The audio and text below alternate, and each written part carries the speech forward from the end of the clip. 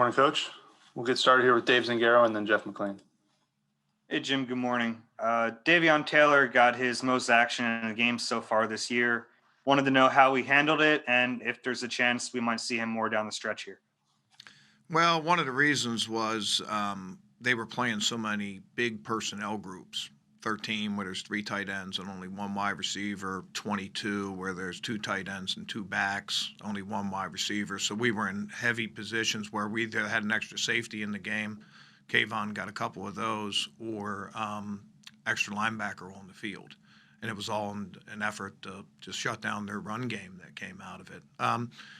Just like anybody else, I mean, you guys know I don't like to degrade players, but just to suffice to say, just like a lot of the defense, had some good plays and had some bad plays.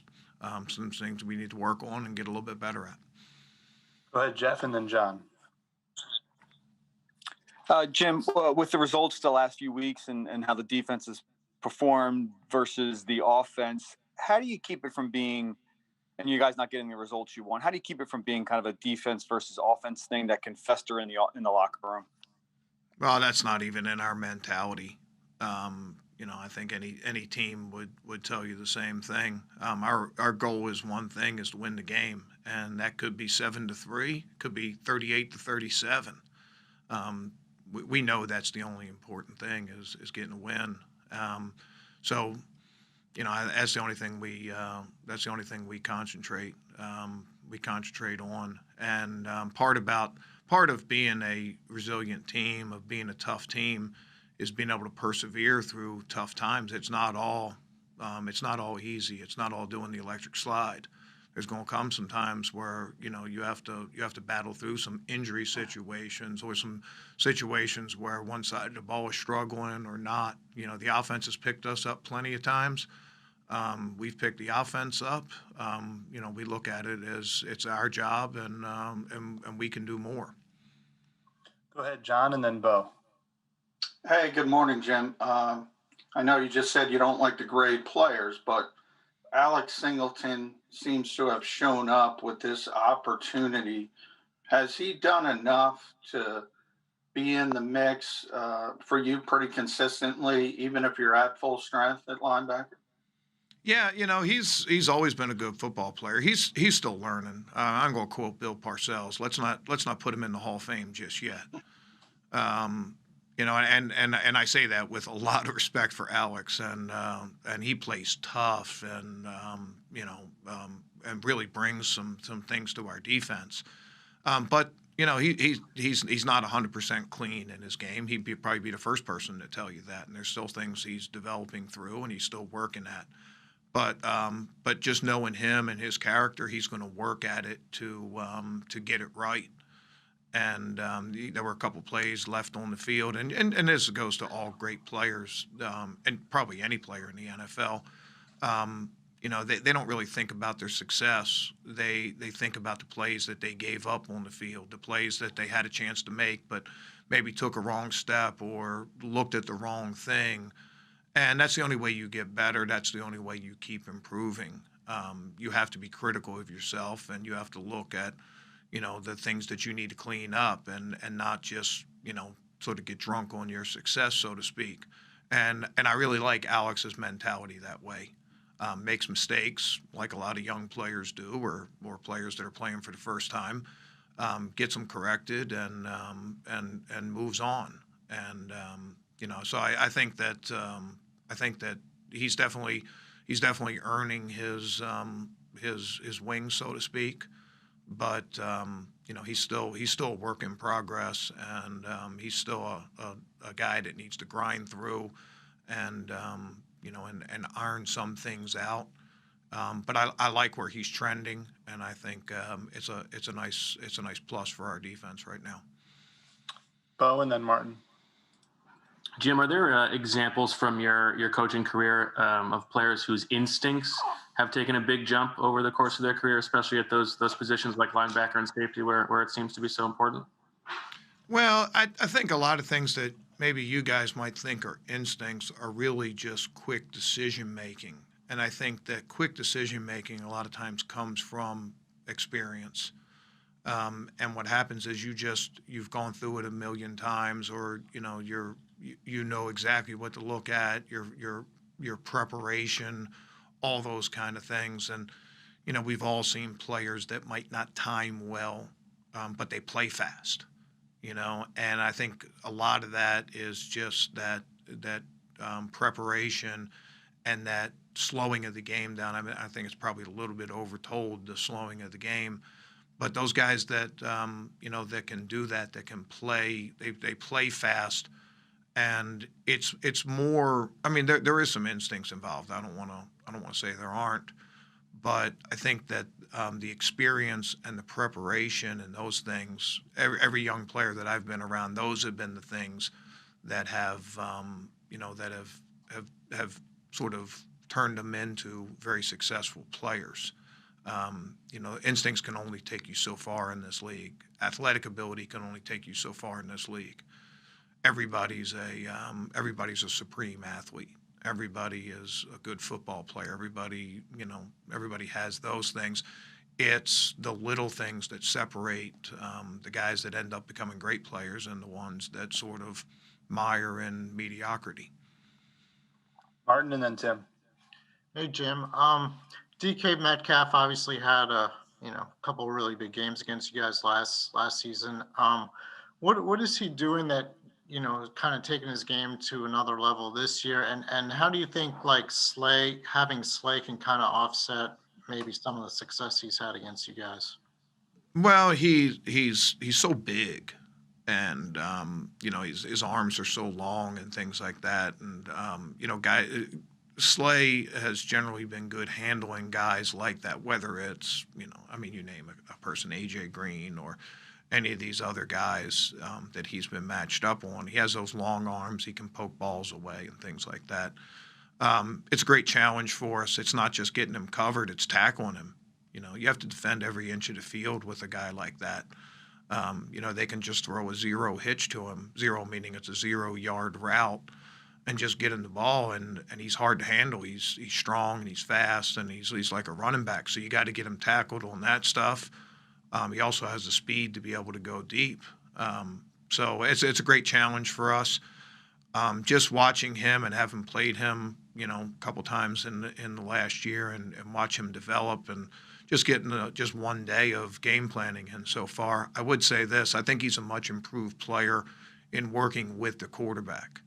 And understanding Russell Wilson's scrambles and how to get open versus scrambles, because it's not just about running your route when it does break down and you have a quarterback that can scramble. It's about being on the same page with him and knowing what spots you want to get to. And he seems to be a much improved player doing that. He's made a lot of big plays this year doing things like that. So adds a lot of things. Number one, getting him tackled on short routes, getting him covered on deep balls, and then also staying with him on plays that are extended. And we're gonna have to do all three of those things to limit him. Tim and then Nick.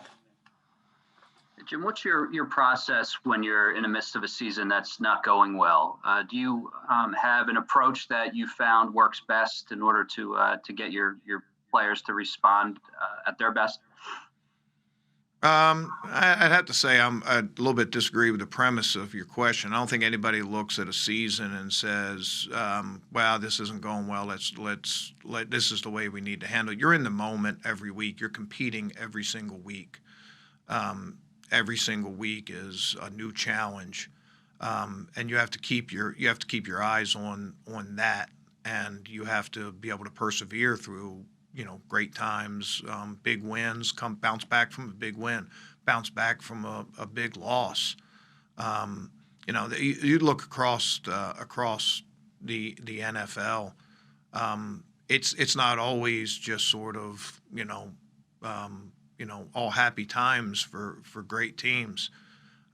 It's been a while since I looked at this, but there was a bunch of Super Bowl champions that lost like 4 games in a row at different times. And you have to be able to battle through those things and just know they're part of the game, and the ability to stay resilient, the ability to battle through those things. I think, people talk a lot about like playing without watching the scoreboard. I think that's a cliche that you hear. Hey, you just got to go out and play. Don't even pay attention to the scoreboard. You gotta treat every game like it's 0-0, whether you're up 30 or you're down 30. I think that also applies to the season. I think that you have to be resilient enough to know that it's not always going to go your way. Everything's not always going to be perfect. Maybe sometimes you have times where it does, but that's probably the exception as opposed to the rule in this league. This league rewards people that are perseverant. Teams that can persevere. It rewards people that are tough-minded. And I think we keep our eye on things like that. Nick, and then Les. Hi, Jim. On the long run by Chubb in that game, obviously Osman didn't get him down on the first time, but he chased him down, got him down on the second try. Does that kind of effort resonate with you? And is it something that you point out as an example of just good play? Or Yeah, well, Joe Osman is one of the most relentless players I've ever been around. And the thing is, for him, people generally only see it on the practice field. But that is a play. Everybody misses tackles. We actually missed 4 tackles on that play. But Joe had a missed tackle on the play, and then also had a tackle downfield. And a tackle downfield for defensive linemen is a huge thing. Number one, there's a lot of situations where you can force fumbles because you got big men hitting smaller men deep down the field, and a lot of times they're not looking. I think that that was one of those plays. You got to dust yourself off, and you gotta hold them again. And unfortunately, we weren't able to do that on that series. Gave up a longer completion on the first play, gave up a long run on the second, and then had a chance to get a fumble. They ruled that his progress was stopped right there, which philosophically I don't agree with either. I mean, I get it when a quarterback is in the pocket and his momentum is stopped, and you want that quick whistle and things like that. But when you got these quarterbacks that are runners and are putting their head down, trying to shove it up into the goal line and stuff like that, they're runners, they're running backs, and in just my personal opinion, I don't think they deserve quick whistles like that. But when it was all said and done, at the end of the day, gave up a touchdown there, and that was a real backbreaker for us. And we got to do better. I would say that it's not just Joe, but particularly in this game, Josh Sweat made a lot of big plays down the field and played with a lot of energy and made some big hits on some plays. And we've seen that all year from guys like Derek Barnett. We've seen it from we've seen it from Brandon Graham. That's just sort of part and parcel to what we do, and it's a hallmark of those guys. So nothing special that Joe did there. I mean, that's just his job in the game. He felt incredibly terrible about it. Felt responsible for the play, and you have to point out to players like, look, you weren't the only guy to miss on that play. That guy's made a lot of guys miss the whole year and has run a lot of stuff. You can't lose your confidence over one play. Dust yourself off, buckle your chin strap again, and let's go win the next snap, or get off the ground and go tackle him down the field. But again, not just Joe on that play, but Josh Sweat, I thought just to single him out in particular, made a lot of those big plays down the field, and we need to keep grinding on those kind of things. We'll wrap it up with Les, Mike, and then Zach. Hey, Jim. Kind of playing off of that, there was several times during the game, even though your unit only gave up 13 points, that the Eagles' offense seemed to do something good, and then the next series for the Browns, they had a big play, they scored points. Is that the way you saw it, and what did you think was happening there? Well, I can assure you, every play we go out there, we're trying to stop them. It's just the way football is. There were 3 times in this game that we had to take the field right around midfield, whether it was after the safety or a backed up punt or a turnover, whatever it is. I think right around that midfield stripe, and all 3 of those, I think combined, we gave up 3 points. So I sort of look at things like that and say, okay, we need to go out and hold them to a field goal here, or we need to go out and get a quick 3 and out and stop them. We did those jobs. I mean, I think I really look at that drive we just talked about as was the one that we'd obviously like to have back, and it was different things. Our coverage fit wasn't great, and we gave up a longer completion on first play, and we missed a bunch of tackles on the second play. Looked like we had a chance to all of a sudden rally, a little bit like the first drive, or second drive when we stopped them on the goal line. Didn't get that one, and then kid makes a great play and jumps over us for a touchdown. Can't lose confidence over stuff like that, and I think that we're out there every single series with a mindset of hey, we have to get this drive stopped. I think you do need to resist the urge, and I didn't see it on any of those plays, Les. But you'd have to resist the urge of trying to do too much, where it's like, oh, offense just scored, we need to get a turnover here. And then all of a sudden you got a guy cheating on a play and gives up a play. That wasn't the case in that play. I mean, that was more so one of them was a little bit self-inflicted. And, the other ones I sort of tipped my cap to a guy that, running back that made an outstanding play. A lot of other plays in the game that we can be resilient, we can bounce back on. But I would guard against the mentality of, trying to do anything other than just do your job within a series, whether the offense just scored or the offense has turned the ball over. I think a little bit like I talked about before, keeping that mentality, keeping that grind is important to us. Go ahead, Mike. Hey, Jim, you guys did a really good job of containing Baker Mayfield's mobility in the pocket. You faced a similar test with Russell Wilson this week. How can Jalen Hurts, based on what you've seen on the scout team the first 10 weeks, help you guys prepare for a challenge like that? Yeah, we've always had different guys. I mean, go back, Greg Ward a couple years ago played quarterback with Russell Wilson, and, a lot of those escapes, he would give ground and, things like that. And, I thought in our playoff game last year, we had one play, we were in zone coverage, and our linebackers are trying to get depth under these deep play action routes. And Russell Wilson saw that and scrambled for I can't remember how many yards it was. It seemed like it was about 50, but it was probably about 25 or 30. You have to keep track of them at all times, and you have to, it's not just your pass rush. It's every layer of your defense and your vision and things like that, because not only can he scramble for yards, but he can keep things alive and make plays like we talked about before, make plays to Metcalf or, any of those other guys. He's great at finding open guys when he's scrambling around. So adds another layer. I'm sure Jalen will give us a good look at that. That's in his skill set. But we've had a lot of different guys that have gone and given us that. It's different in practice because you're not hitting anybody, and there's not the immediacy of getting hit if you're out there in practice. So it does sort of go a little bit more. But with Baker Mayfield, they weren't going to give us very many chances to hit him. Our opportunities were mainly coming on third downs. On first down, it was boot, it was run, and it was empty 3-step pass, and the ball was coming out of his hand fast. And we just needed to stay focused and keep battling, knowing that our opportunities were going to come in different ways.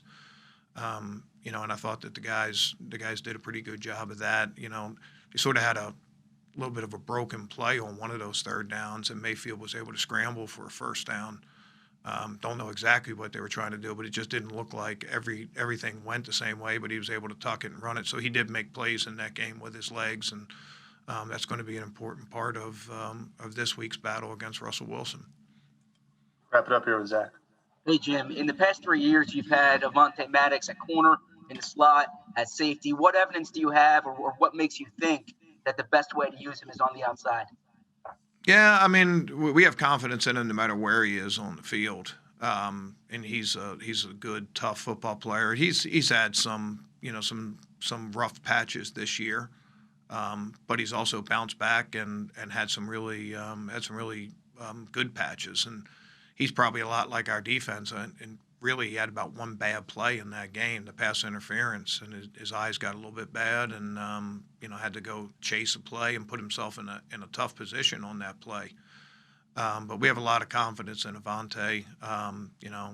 We obviously lost Cravon late in that game, but on the other side of that equation, I thought Nickel Roby had one of his best games of the year for us. He sorted out we were playing a lot of man-to-man, particularly on third downs, and there were a lot of bunch situations, pick situations, and we really saw Roby's his veteran experience out there sorting a lot of that stuff out. I thought he covered really well in this game, and I thought we saw good signs from those guys. Thanks, Coach.